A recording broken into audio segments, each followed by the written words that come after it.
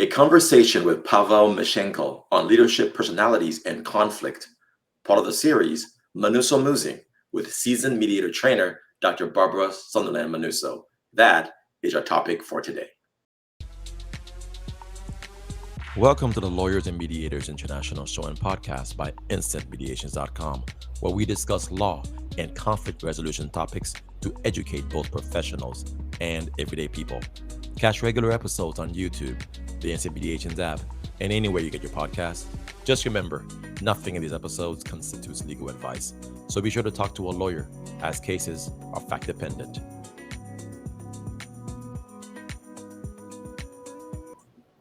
Hey everyone, this is Mac Pierre-Louis, attorney, mediator, and arbitrator working throughout Florida and Texas. And Natalia Łowska-Czajka, advocate, mediator, and arbitrator from Warsaw, Poland. And I'm Dr. Barbara Sunderland Manousso, based in Houston, Texas, and Newport, Rhode Island. And I am just absolutely delighted today to bring a very special flavor to the mediation and legal community. There's so much that goes behind the table in a mediation, and understanding who the personalities are and what their fabric is that is brought to the mediation table. And today we have the honor of having Professor Pavel Mischenko, who's from Russia all the way to Florida. He's a professor at Nova Southeastern University, and he has marvelous background because he also is a private consultant with many major corporations.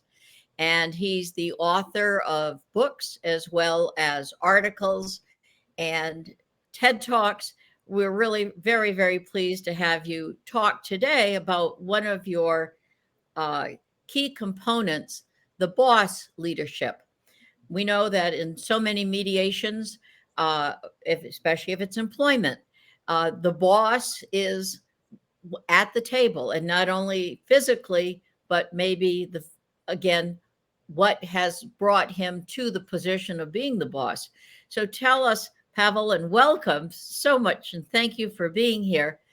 Tell us a little bit more about why you have designed and researched and worked in the area of boss leadership. What does this mean to you, and how will it be fruitful for our listeners who are working in conflict management? Welcome. Well, thank you for having me here.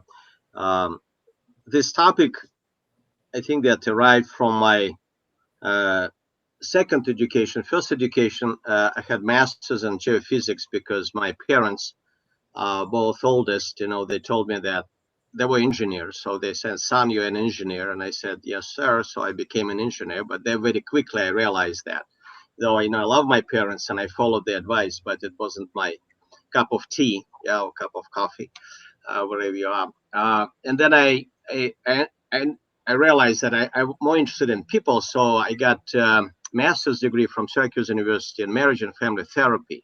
And that's where I learned that when I act as a therapist, or as a consultant, or later as a manager, that my personality and programming that happened to me in my childhood impacts the way how I manage other people, or the types of conflicts I'm having with different types of people. So it brought my interest, basically.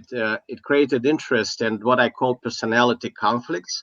Like when you meet somebody and you just don't like them, and you don't have any rational explanation why, like there is no needs, or interest, or, conflict of goals or needs, nothing. It just somehow that something you don't like about the person.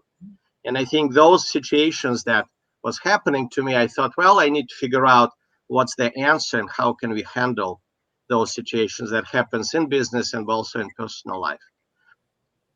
So I studied conflict resolution at Syracuse University, and we've been teaching all these wonderful skills, like how to listen, how to do assertion, how to do win-win conflict management. But I found that if we have a strong emotional reaction to the person based on our programming that happened to us in childhood or in our culture, that those beautiful skills that are taught or we're learning, it's very difficult to implement because of that strong emotional reaction that I have. Well, that's quite a good start. And Natalia, you appeared to have a question, so please go ahead. Yes, I wanted to say so, for example, in mediation, because this theory needs to have implications. And you know that in the mediation, at the mediation table, you have mediator and the parties. It can be business mediation. Sometimes people have really strong personalities. So how this, what you have just said, you think influences the mediation process? Who is it, like if you have strong personalities involved, the strongest one will win? Or is it for successful mediation that the mediator needs to have the strongest personality of all people around the table? Well, I would say that mediator would be lovely or helpful to that they have awareness of their own personality, but also personalities they're dealing with. For example, I run these workshops when I use birth order as an example how we were programmed. So I've done this.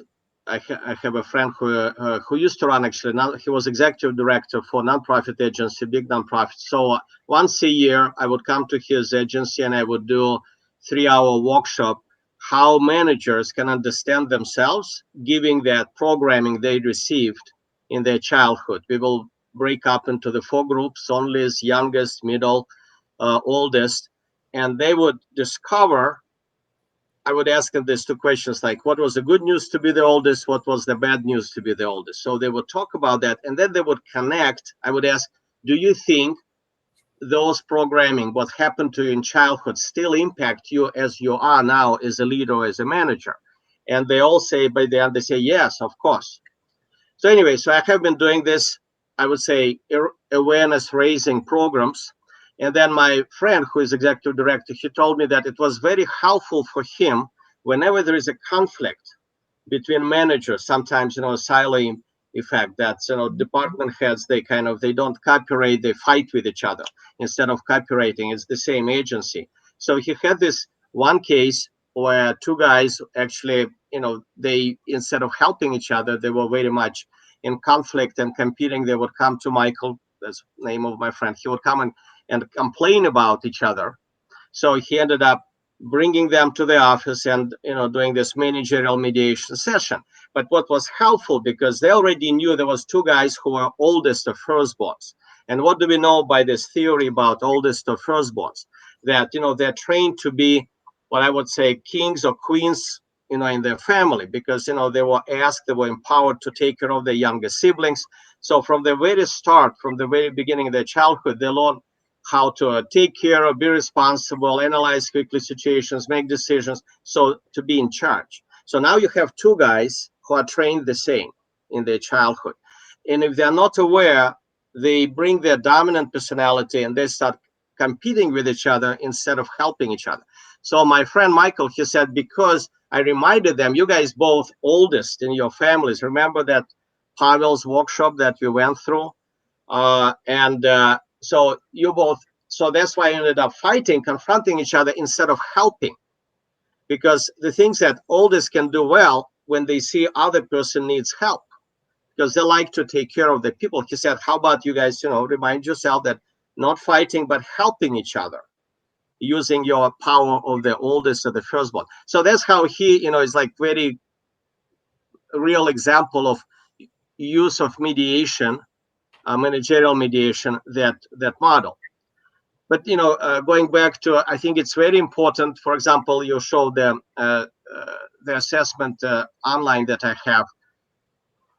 When you look at your profiles, if you filled out that you have your stressors, you have your what things stressing you out, what are your blind spots based on that one factor.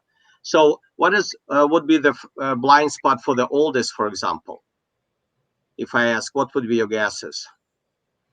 A blind spot for the oldest personality. I think maybe not thinking that the younger ones have as much wisdom as you do. Well, that could be one. And also one of the things, they're not aware about impact, how much power they showing, like when they interact with people, that people experience them as being very powerful, maybe dominating, maybe even tyrant, a dictator. And if you ask all this, they have no intention to do that. They just being themselves. They're intense. They feel strongly about what is right, what is correct. But the way how they say it, it's very intense. Like, the way I'm the only child, and plus I have two parents who are older, so I'm trained. When I say something, I look at myself, like I bring this intensity. So for some of us, it could be like if you're the same type, you like that. But if you're, let's say, youngest or middle, that could be too much. Ah, So I need to be aware, like, what are the personalities I'm working with? Like my daughter, youngest, she would say, "Daddy, you need to chill first. Like before you talk to me, just chill, breathe, do a little bit meditation, that, and let's just talk calmly without that strong intensity." So I'm all this. Sometimes I'm not aware how much power they bring into the interaction. So they have to really watch out because, and they go for like, we have to decide this, we have to decide. If you go back to the youngest, for example, they're not trained, they were not giving that power by parents, actually. Yeah. So they would, as a mediator, sometimes they don't push enough maybe for structure. They're not, assert enough. So that could be their one of the issues for as a mediator. And again, usually from my experiences, I talk to a conflict resolution practitioner whenever I worked with this Nova Southeastern University of Syracuse. Many people who ended up in conflict resolution area, they're middle children for some reason, because I think there was so much trained as a middle or oldest, because oldest kind of responsible for keeping everything is correct. So they feel strongly about that. But the middle, by this theory, they're motivated by having a peace and happiness. Make sure that everybody is, so they're trying, to please many people. So they become very trying to find that win-win pragmatic outcome. So it makes, in a way, middle children, they were trained to mediators from the very beginning. And, if you take me as only child, I ended up with 2 degrees in psychology, just, to learn normal, as a more or less, as a social being, because as only child, I didn't have Pavel, much. let me ask you. So, first, before my question, I am sharing your website again. So, bosshabits.com. If you're listening to this podcast, definitely check out the YouTube video and you can see the video, the website that we're screen sharing right now. But you can reach Pavel at bosshabits.com. There's another website that he has, which is leadertalent.com, training and development. That is leadertalent.com. You can check out those two sites. So on your Boss Habits website, on the bottom, it asks the question I was going to ask, which is, why should somebody care? And the question is, why should I care about my habits? You kind of went into this a little bit when you were discussing blind spots people might have. Well, okay, I can see why someone would want to care if they have blind spots that causes them to suffer professionally and not progress in their careers. So you write, when you are not aware of your adult habits, you may find yourself in the wrong career, doing the wrong projects, and playing the wrong roles on work teams and in your life. But instead, take control of your professional life, your most important relationships, and your money by exploring the habits that influence you daily. So, is that the gist? Is that why someone should care? Or are there any other reasons you might give to somebody who's listening out there who who may have a reason to give you a call? Is there any other reasons why somebody might care? Well, I would say those understanding your strengths, as you said, that so something that it will help me with my career guidance, like where should I do more, which projects would I pick up that would kind of fit with my strengths, but also the blind spots. I'm kind of very strong about the older I get, the more I understand the importance of the blind spots, something that I'm not aware. For example, again, in the States, when I do workshops in the States, I open my mouth, I speak, and I think I'm, after living 33 years in America, I think my English is perfect, but they immediately, people with, oh, what's the accent? Where are you from again? They hear my accent. I don't hear my accent, but that's my blind spot. Yeah. Mhm. Well, And Pavel, but it's I, very important for me to understand how I'm perceived, by others. And the same with family programming. Like, yeah, I mean, I can give you a quick example. I did leadership development coaching for the one of the banks, and so the guy in the middle of the program, he said, I have a new supervisor, and we have this personality conflicts. My performance appraisal just went down. That my supervisor just doesn't like me. Why? I don't understand why. I do the same job, I do the same sales, everything is the same. He just doesn't like me. So we talked more about that. And what happened to be that his new supervisor is oldest, and he happened to be youngest. And so when youngest on Monday, when they show up in the office, what do? They ask you, how was your weekend? Let's just, before we get to business, let's have a little bit fun. Let's I tell you the joke. I smile, I kind of. And that particular oldest, he was a new supervisor, maybe anxious, and so he was kind of described by this guy. He's more like stiff, like very rigid, like no smiling, no connection, just business only. And what does the youngest do as their blind spot when they meet somebody who is like kind of stiff and rigid? Do they let them go, or they start poking them more to trying to find their personality behind, behind? That's So they interesting. start, and that led to personality conflict. His performance appraisal was impacting his career. I mean, he was ready to leave the bank. And when we discussed that, when I said, well, he's the only person, if he is oldest, just keep your relationship, no jokes, no asking what was your weekend like, just hi, how are you, and go to business, no smile, because the youngest. So that it's like real correction of that. But because of his blind spot, he thought everybody likes jokes. Okay, well, oldest they like jokes after 5 p.m. when you go to the bar and have a beer. Then it's time Yeah. for jokes. But when you're at work, it's very. So understanding your blind spots that you develop because you have certain habits from your childhood, it helps you not only to build your career, like to choose the projects, but also to understand how it impacts your working relationships. And yeah, so that's. Well, that's fascinating. Using the opportunity for boss leadership and bringing out the aspect of a blind spot. Usually, what's heard when you're talking about boss or leadership and conflict management are people's hot buttons, but the blind spot is almost like a silent tripper, I guess, something that trips people. Fascinating. It Well, seems so obvious once I hear it, but until it's a you, dance. It's a dance. Like in again in I haven't practiced as a psychotherapist, but I did go through the program, and sure. they talk a lot about self of the therapist. Very important to understand. We have in personality conflicts. There is like a dance between my blind spot behavior that is a stress or hot button for the person I'm working with, and then when I push their buttons, they go to their blind spot behavior that is my stressor. So we kind of keep this dance, like this guy, again, youngest, instead of just adjusting to his oldest supervisor being serious, he would keep poking. And then what was the impact on the supervisor? He would become even more, like the guy is like totally not Rigid. serious. He would complain about that. And it's like becomes like a dance, like a cycle in the relationship. They don't understand why it's happening. It's irrational, nothing to do with business and with Sure. clients, but it's just that tension that happens in personnel. So the more you understand your own hot buttons, so in Bass Habit Survey, it calls with stressors. We call them stressors or Mhm. triggers, whatever. And my blind spot. So it's always I always suggest, like, if you work with each other, print out your list of blind spots, and you would print out your list of stressors, and then we'll sit down and have a 10 minutes conversation whether there is a situations when my blind spot is your stressor.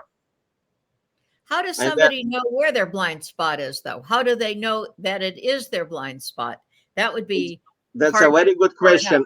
It's a brilliant question, Barbara. I usually advise, I said, we cannot, as Chinese proverb goes, that it's impossible to see your own shortcomings through your own eyes. You have to have somebody else. So I usually advise, I said, you have the list of blind spots, find the person you trust at your workplace, or somebody, your friend, but they're going to tell you the truth, show the list and ask the question, have you ever seen me doing this? Have you ever experienced me like that? And get that information, because exactly blind spot, something that is like my accent. I cannot hear that. But if somebody gives me feedback, so I need to ask for that feedback. It's a very good Well, point. Professor Mischenko, this has been absolutely outstanding. And it really brings another dimension to conflict management for any type of mediation, because usually that very often these are, they seem subtle, but they are the big elephant in the room that's really creating the issue that could be shutting down a business, or the feeling in the office space where people just have such a disregard for each other because of these blind spots you're talking about. It's a new area to examine, and something that I thank you very much. I know you have a TED Talk also. Yes, and there is a book just came out. It's called Yes. The Handbook of Organizational and there is a chapter here on, it's called Making the Invisible Visible, Uncovering the Mystery of Personality Conflicts at Work. So in that book, people can, the Gruder Handbook. So it's the DeGuyer Handbook of Organizational Conflict Management. You contributed to one of the chapters. We thank you very much, Professor Mischenko, for being with us today and sharing really very, very interesting information that can help the practitioner, whether it's a mediator, an attorney, negotiator, arbitrator, look at their clients and the parties and help the parties see each other with maybe a fresh set of eyes. So thank you for joining us today, and we appreciate your wisdom. Thank you. It's pleasure. Until the next time. Right. Ciao. And we'll make sure that we put the link to that book on the description. Okay, thank you so much, guys. Take care.